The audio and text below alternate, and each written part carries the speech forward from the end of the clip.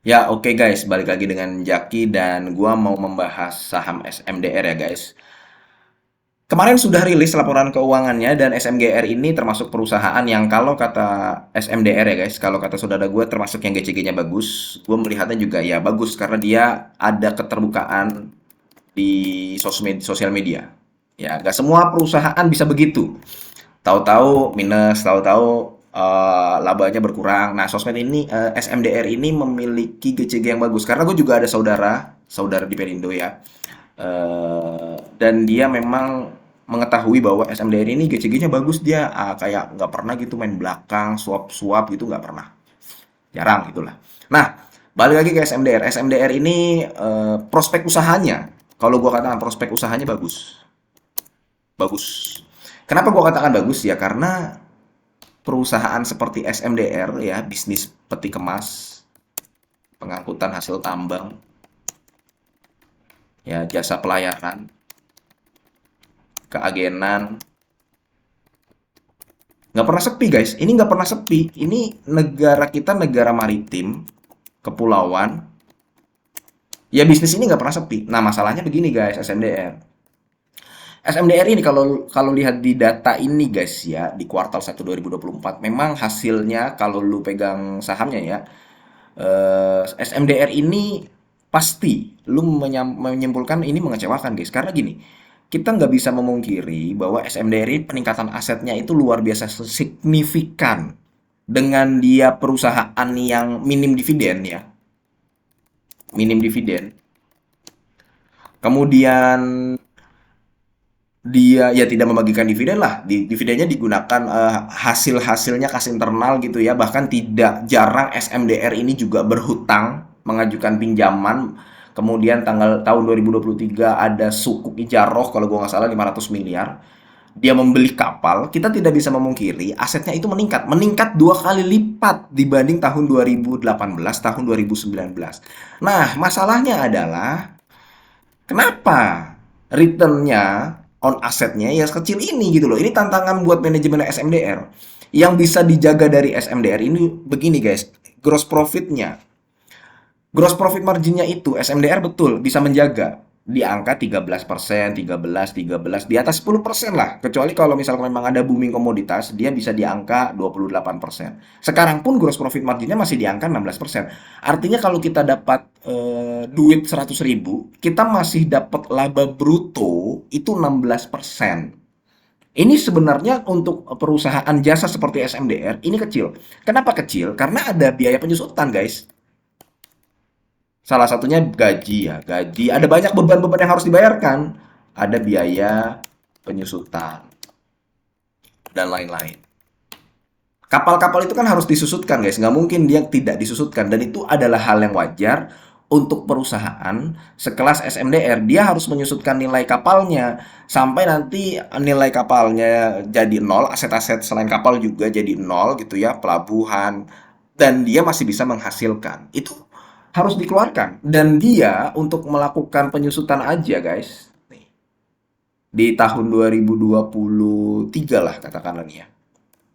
Dia harus mengeluarkan 100 US dollar sendiri guys, 100 juta US dollar. Itu kan angka yang luar biasa besar tuh, ya kan? Kemudian, kenapa walaupun gross profit marginnya di sini, net profit marginnya masih di angka 6%. Untuk perusahaan jasa ini tergolong kecil. Ini tergolong kecil, sama seperti perusahaan distribusi sebenarnya.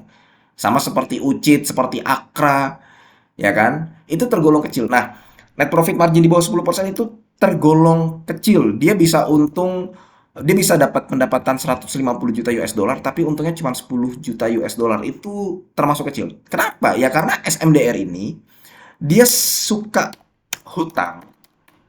Kemudian ada beban keuangan yang harus dibayarkan. Dan bisa 22 juta US dollar sendiri membayar beban keuangan ini. Coba nih guys ya, tahun 2023. Nah, kita lihat di sini nih. Karena dia bisa 22 juta US dollar, guys. Jadi sudah margin grossnya tipis, 16%, 13%, belum dia harus dikurangi dengan biaya-biaya lain.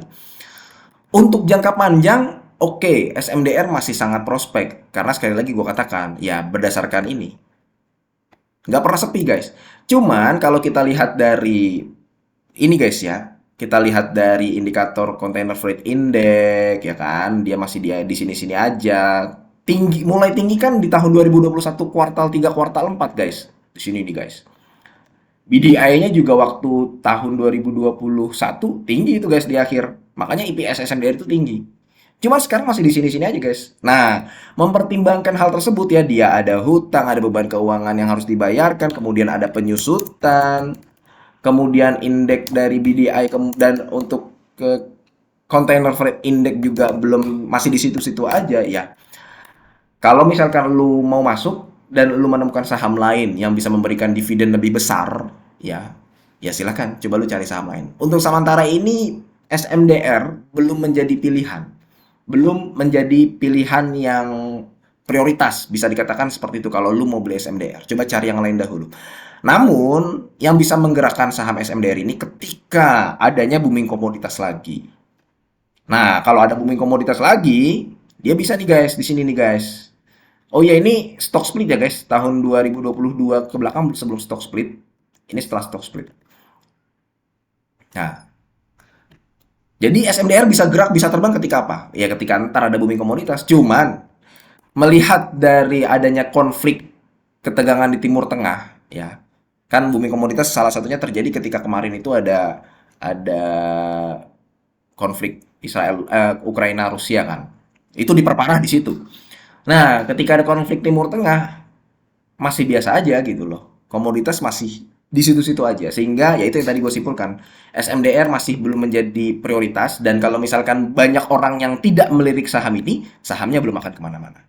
Kalau dikatakan murah, bisa dikatakan murah, cuman jangan lupa SMDR ini juga pernah berada di PBV 0,41, 0,29, 0,33 guys. Jadi gue belum bisa menjamin apakah angka 0,58 ini murah. Kalau misalkan nanti di kuartal 2 IPS-nya masih di angka 10, ya dia masih bisa lanjut turun guys. Seperti itu. Ini masih belum turun karena ada perusahaan mengusulkan dividen itu 12 per lembar.